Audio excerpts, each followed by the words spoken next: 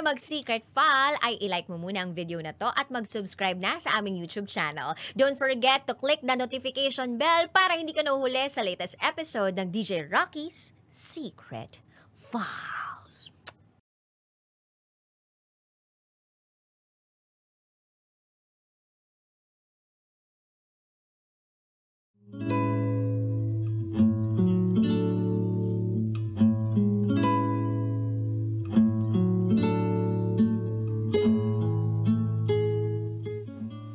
And now, it's time for DJ Rocky's Secret Files.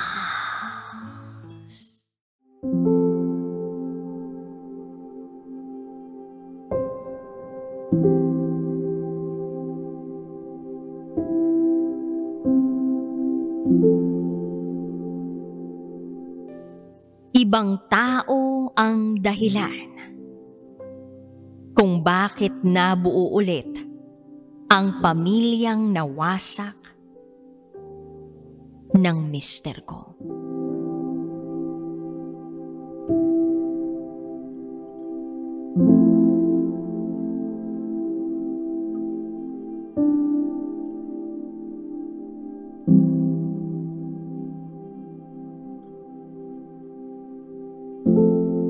Hi, DJ Rocky.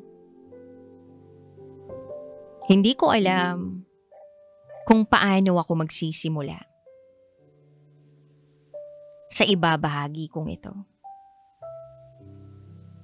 Pero sisikapin ko at susubukan ko na gamitin ang mga tamang salita para mailahad ko ng maayos ang mga pinagdaanan ko. Eto ako. Laging nagmamahal. Pero lagi ring nasasaktan. Itago mo na lang ako sa pangalang Jessa Marie. At ito, ang aking secret file.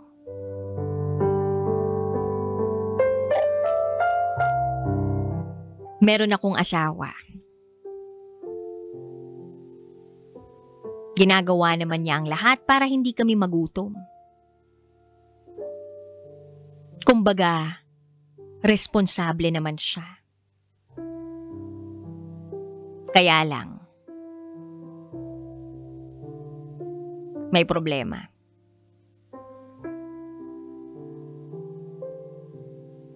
Hindi niya kami binibigyan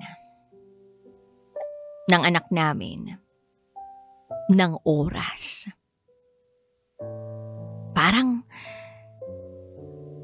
nanlilimos ako ng oras sa asawa ko.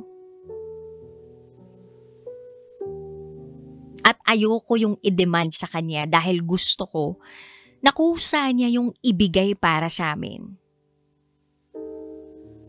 Kapag uuwi siya ng bahay, ang lagi niyang hawak-hawak ay ang cellphone niya.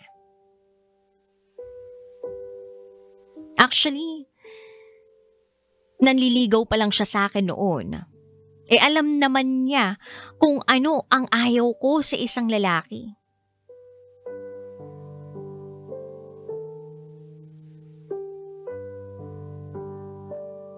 Tapos ngayon, yun pa ang gagawin niya. At patuloy niyang ginagawa. Ano ito? Yun ay ang mag-inom. Oo, DJ Rocky. Noon pa man, ayoko ng lalaking nag-iinom. At akala ko paninindigan niya ang hindi niya pag-iinom pero nagkakamali pala ako.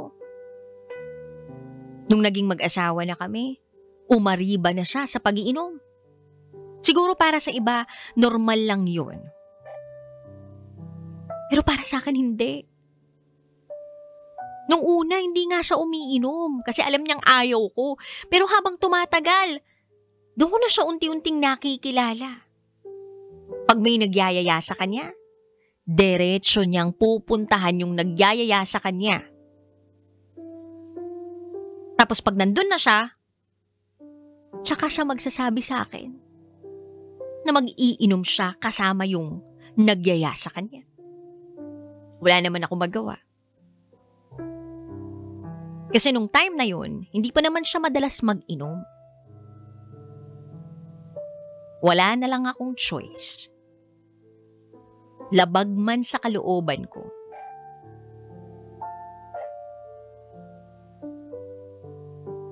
Although may mga pagkakataon na hindi ako pumapayag kapag nagpapaalam siya. Nalalabas siya at iinom kasama ang mga kaibigan. Sinusunod naman niya ako. Pero nung katagalan, yung gusto na niya ang sinusunod niya. Umuuwi siya ng lasing sa bahay. At dahil doon nagkakasagutan kami, parang wala na akong boses sa kanya.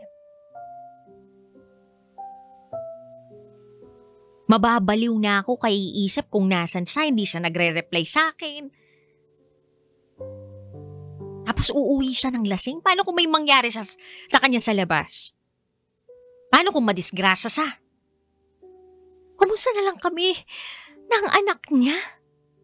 Yung bang ganun, DJ Rocky, hindi niya man lang maisip yun. At dahil sa paulit-ulit yung nangyayari, dumating yung araw na parang nagmanhid na lang ako. Na parang okay na lang sa akin kung ano mang gawin mo. Pero unti-unti, hindi ko namamalayan na nawawala na rin pala yung pagmamahal ko sa kanya. Hanggang sa natagpuan ko na lang ang sarili ko na pumipindot-pindot ng cellphone, gumagawa ng isang bagay na hindi naman dapat ginagawa ng isang may bahay. Nag-install ako ng isang app. At dun sa app na yun, kapag nagre-reply ka, kumikita ka. Hindi ko na lang babanggitin kung ano yung app na yun. Nung una wala naman talaga akong balak seryosohin yun eh. One time, may nag-chat sa app na yun. Nag-reply ako. Ang iniisip ko lang nun, para sa coins. At habang tumatagal ang usapan namin, lumalaki din yung coins na nakukuha ko sa taong to. At hindi ko na namamalayan na napapasarap na ang usapan namin. Halos ka-vibes ko siya. Itago natin siya sa pangalang Finn. Nung una, nagsinungaling ako sa kanya dahil ayoko na makilala niya ako. Ayoko makilala ang true identity ko ni naman sa app na yun. So kung ano-ano lang ang mga pinagsasabi ko para wala talaga siyang idea kung sino ako sa totoong buhay. Tinanong niya yung pangalan ko. Hindi ko sinabi yung totoo. Tinanong niya ang Facebook account ko. At dahil nga sa na-attach ako sa kanya eventually, gumawa ako ng FB. Bagong Facebook account para doon na lang kami mag-usap. At yung FB account na yun, akala ni Finn ay tunay kong account. Ilang araw pa lang kaming magka-chat pero hindi ko namamalayan na nahuhulog na ako sa kanya. Pero hindi ko yun pinapahalata. Actually, 3 years lang yung gap niya sa akin.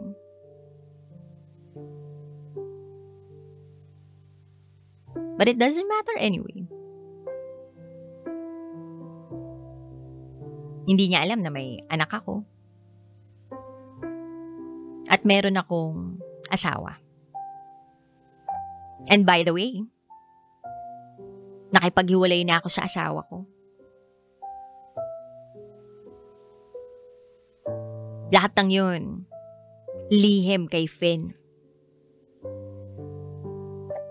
Hanggang sa isang araw, umamin siya sa akin na mahal niya na ako.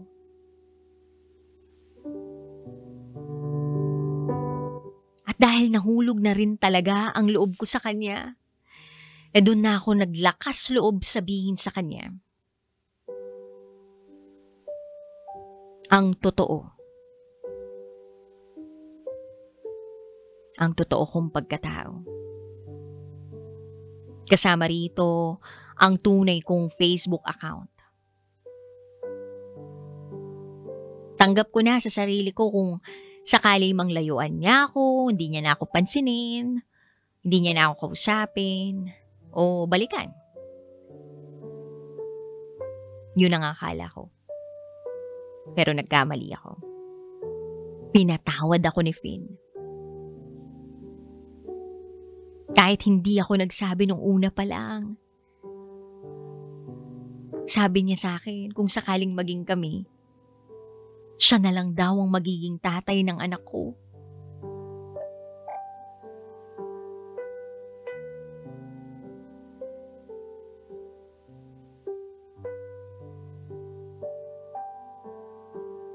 At mas lalo akong napahanga sa kanya dahil doon.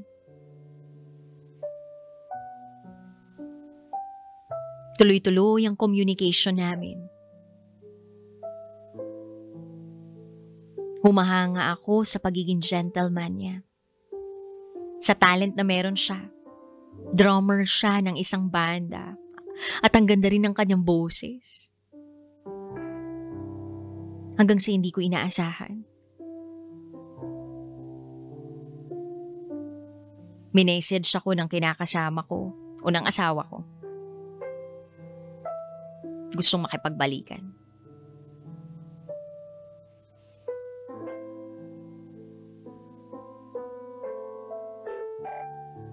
Wala na akong maramdaman pang pagmamahal sa kanya. Parang nagmanhid nga ako eh.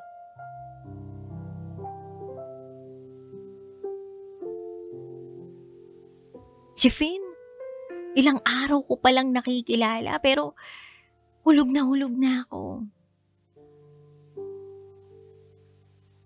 So hindi ko pinansin ang asawa ko.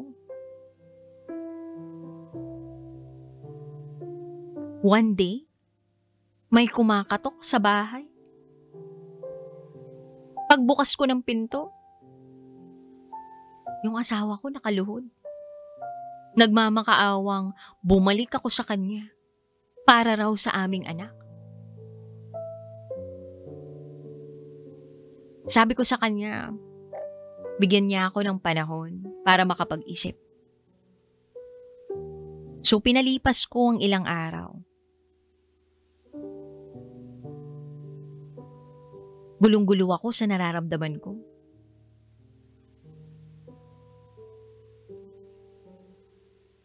Kinuwento ko ang pinagdaraanan ko kay Finn. Dahil gusto ko na maging honest sa kanya. Palagay rin ang loob ko sa kanya. Nanghingi ako ng advice sa kanya. Dahil siya rin ay galing din sa pamilyang hindi buo. At alam mo, DJ Rocky, kung ano ang ipinayo niya sa akin? Ang payo niya ay kung ano raw ang mas makabubuti para sa anak ko, yun daw ang gawin ko. Kasi mahirap daw para sa isang bata na walang kikilalanin at kakalakihang tatay.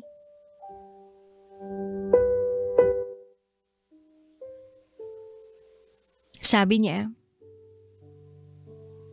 magiging magkaibigan pa rin kami. Kung sakaling piliin ko ang asawa ko.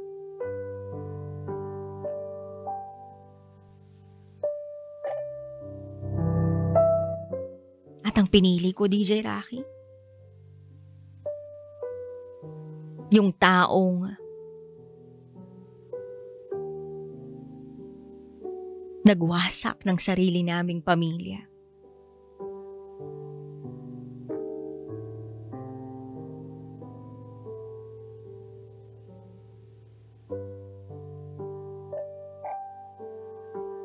At yung bumuo ng nawasak na pamilya ng mister ko ay si Finn. Dahil sa kanya nabuo uli ang pamilya ko. Sabi naman ng asawa ko magbabago siya. So para mabuo ang pamilya namin, pag-aaralan ko uli siyang mahalin.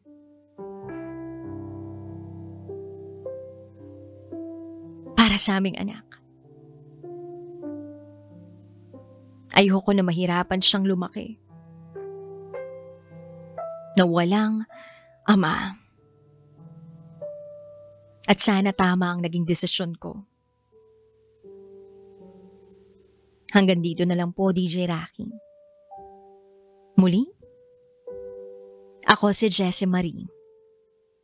At ito, ang aking secret file.